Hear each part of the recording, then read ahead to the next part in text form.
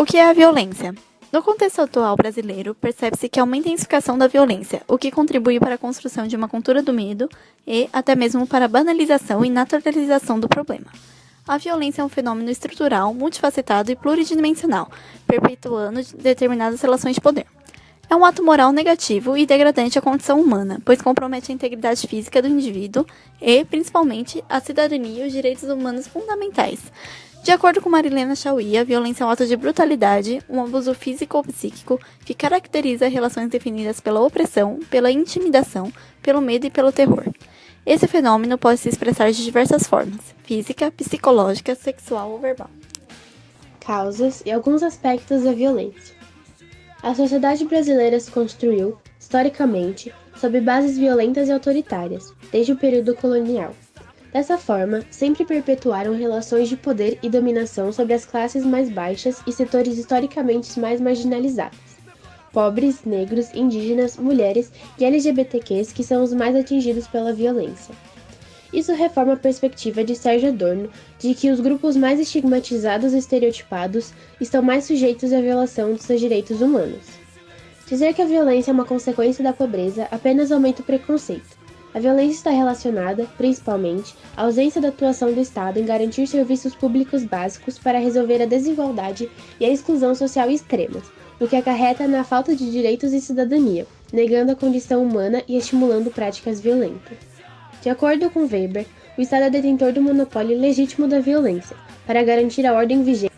Alguns exemplos disso são a repressão, muitas vezes violenta, de manifestações feitas pela polícia, e a ditadura militar, onde o Estado utilizava de práticas violentas para conter a oposição. Segundo Bourdieu, a violência simbólica, aquela que não é escancarada e sim sutil, mas não menos degradante, é sustentada quando a classe dominante impõe economicamente sua cultura aos dominados. Para Adorno, a origem da intolerância está na ideia que você reivindica o seu modo de pensamento como o modo certo de viver e modo certo da sociedade funcionar, sem respeitar outras possibilidades. Como reflexo desse fator, grupos estigmatizados por questões de raça, etnia, gênero e classe social tornam-se principais alvos de ações violentas, transgredindo moldes de uma sociedade democrática. De acordo com dados da ONU, a difusão dos discursos marcados pela violência simbólica é potencializada por meio de manifestações de intolerância veiculadas em redes sociais. Estas, por sua vez, podem representar um mecanismo de propagação de ideias enrijecidas em verdades absolutas, que se inclinam para a violência, ódio ao diferente e pressupõem o não convívio, sobretudo diante de cenários políticos e econômicos que tendem a uma polarização de ideias como observado na atual conjuntura brasileira. O massacre ocorrido neste ano na cidade de Suzano, como por exemplo, constitui uma expressão desse fenômeno.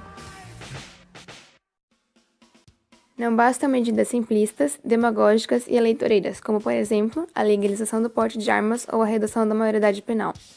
Nessa perspectiva, apontam-se diretrizes de curto e longo prazo para resolver o problema. Efetivar políticas públicas que intencionem a redução das disparidades socioeconômicas e controle da barbárie social. Priorizar políticas preventivas em detrimento da preocupação com o encarceramento. Fortalecimento dos vínculos da criança na família e nas instituições promotoras de lazer e educação. Relevância do papel da escola como instituição socializadora e promotora de um ambiente escolar dinâmico, com múltiplas atividades, provedor de uma formação ética e inclusiva.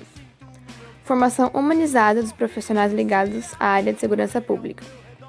Interferência estatal voltada à regularização do desarmamento. Combate aos acordos entre integrantes do governo e o crime organizado e estruturas arcaicas de poder, exemplo, bancada ruralista. Investimentos em campanhas publicitárias de conscientização, problematizando a questão da violência e o culto às armas.